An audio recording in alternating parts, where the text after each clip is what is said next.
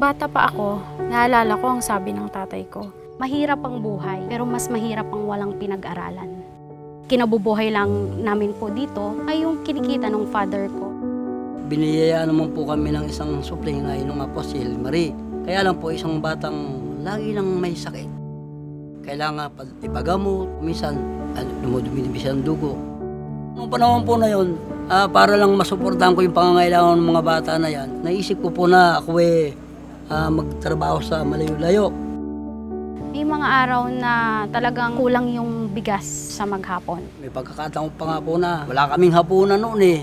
Loob ko may tataguyod kaya natin to. Paano kaya ako sa mga bata? Sorry ba? Isa sa mga pagsubok na pinagdaanan namin, yung everyday, 3:30 pa lang gising na kami para mag-prepare. Kasama na doon yung pagtulong doon sa paggawa po ng panindang kakanin na ibebenta namin sa school.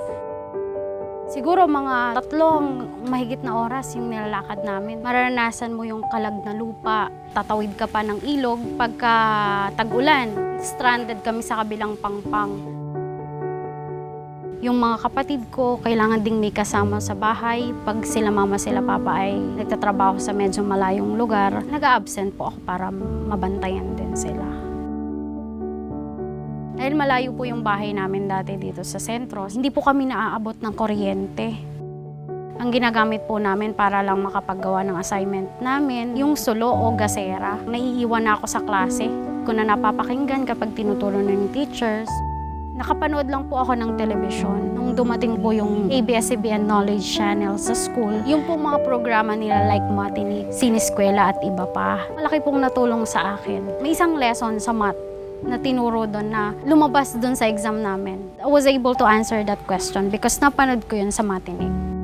Bago ako gumraduate ng grade 6, sabi po sa akin ng parents ko, "Anak, I cannot promise you na makakapag-high school ka pa." Ang naisip ko lang na paraan para sure na makapag-high school ako. Makuha ko yung pagiging valedictorian ko ng grade 6. Automatic na may offer scholarship yung munisipyo. Nakuha ko yung pagiging valedictorian that year. Ang pumasok sa isip ko talaga ay pagsikapan na makatapos ako ng pag-aaral. Ayoko na hanggang sa pagtanda ko at hanggang sa magiging pamilya ko, ganito din yung danasan nila.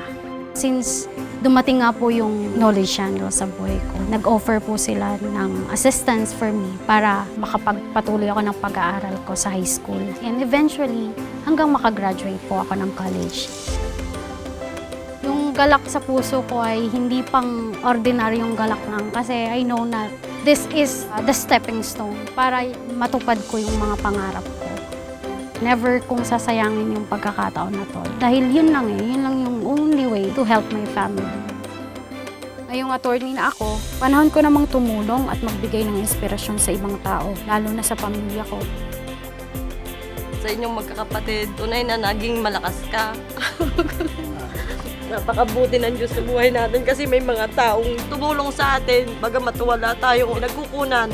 Patunayan mo anak na pwede kang maasahan ng kapwa mo. Pakita mo naman na ikaw naman ang pakikinabangan ng kapwa mo. Pero hindi para sa ating pamilya lang, pati sa ibang kailangan ng tulungan mo. Maraming salamat kasi kung hindi dahil sa inyo, wala ako dito ngayon. Yung lakas ng loob na kailangan ko para mapagtagumpayan ko ano man yung hirap na pinagdaanan ko. Sa inyo ko kinukuha yun. Natutunan ko po ay yung mangarap ka ng malaki. Yung pangarap mo na malaki na yun, panghawakan mo. Kasi wala namang imposible sa taong nagsusulikap eh. Kahit mahirap ang buhay, basta kaya mo, buo yung determinasyon mo, at higit sa lahat, tumihingi ka ng guidance kay Lord. Makukuha at makukuha mo yung pangarap mo. 65 years in the service of the Filipino.